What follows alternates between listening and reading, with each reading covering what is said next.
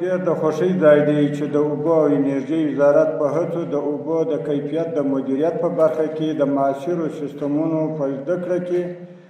سره د هېواد د مسلکي کدرونو د ظرفیت لوړونې په یوه مهمه راټولېدنه کې ګډون کوم. اوبه یو داسې الهي لوی او بې بدیله نعمت دی چې پرته له هغه څخه د انسانانو،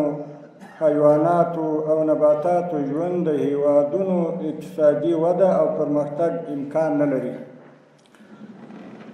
د اوبو د غوره مدیریت اهمیت او اچا په اړه ډېر شمېر قرآني آیاتونه نازل شوي دي چې د یو اسلامي ټولنې په توګه موږ ته د اوبو سره د سم چلند په اړه اسلامي مکلفیت راجع کوي او له بلې خوا د نړۍ سره د سیالۍ او اقتصادي ودې لپاره د اوبو با کیفیته او غوره مدیریت په اوسني عصر کې ډېر اړین او ملي مکلفیت ګڼل کېږي. که څه هم اوبه نوې کېدونکې طبیعي سرچینه ده، خو بیا هم د اقلیمي بدلونونو، د اوبو د ککړتیا د کچې د لوړېدو، د انسانانو د زیاتېدونکو اړتیاوو او د بې پروا مصرف له امله په اوسنۍ نړۍ کې په جدي توګه د اوبو کمښت حس کېږي او اوبه په مسلسله توګه د کمېدو په حال دي چې دې ناورین نه یوازې د هر هېواد لپاره د اوبو د کمښت ستونزه پیدا کړې ده، بلکې تر ټولو مهمه دا چې د هېوادونو پر خپل منځي او نړیوالو سیاسي او اقتصادي اړیکو یې هم منفي اغېز کړی دی. خوشبختانه افغانستان لکه څه ډول چې د کاني زیرمو له اړخه په نړۍ کې د غني هېوادونو په کتار کې راځي،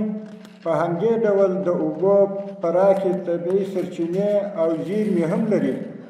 خو له بده مرغه د افغانستان د تاریخ په اوږدو په ځانګړې توګه په معاصر تاریخ کې د دغه لوی الهي او بې بدیله نعمت او د پرمختګ له دې اړینې اړتیا سره د بېلابېلو عواملو له امله مسلکي چلند نه دی شوی. په دې توګه اوس د افغانستان اسلامي امارت مسؤلیت دی چې له هرې ممکنې لارې او امکاناتو څخه په استفادې د هېواد اوبو د غوره مدیریت لپاره د پایداره پرمختګ اصل په نظر کې نیولو سره خپل ملي مسؤلیت په سمه توګه ادا کړي. انشاءالله په دې برخه کې زموږ ارادې پیاوړې دي. زه پوهېږم چې د نن ورځې راټولېدنه د هېواد هغو بچیانو ته د شهادتنامو د ورکړې لپاره دایره شوې ده چې د اوبو د کیفیت د تشخیص او مدیریت د نوي سیستمونو په برخه کې یې د اوبو او انرژۍ وزارت د مسلکي او تخنیکي کسانو له لوري زده کړې ترلاسه کړي دي. خو ما له دې مهم فرصت څخه په ګټې اخیستنې د اړوند موضوع ترڅنګ د اوبو مدیریت د جدي اړتیا له مخې د هېواد د ملي اوبو اغېزمن مدیریت ته هم اشاره وکړه.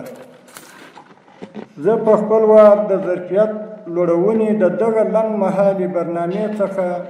د هېواد د اوبو او انرژۍ سکتور مسؤلینو ته د فراغت له امله ډېره مبارکي وایم او له دوی څخه په ټینګار غواړم چې د دغه مهم ملي سکتور د ودې او د مظلوم ملت لپاره په پوره اخلاص او هېوادني مینه کار وکړي او هغه څه مو چې دلته زده کړل په خپلو کاري دفترونو او ادارو کې یې نورو ته هم ور زده کړي. په پای کې د اوبو او انرژۍ وزارت له مسؤلینو څخه ډېره مننه کوم چې د ظرفیت لوړونې په برخه کې یې دغه مهمه برنامه په مسلکي توګه پای ته رسولې ده او د وزارت له اړوند مسؤلینو څخه هیله کوم چې د ظرفیت لوړونې دا ډول برنامې جاري وساتي ترڅو د مسلکي کادرونو په روزنه کې خپل مسؤلیت لا ډېر ادا کړي.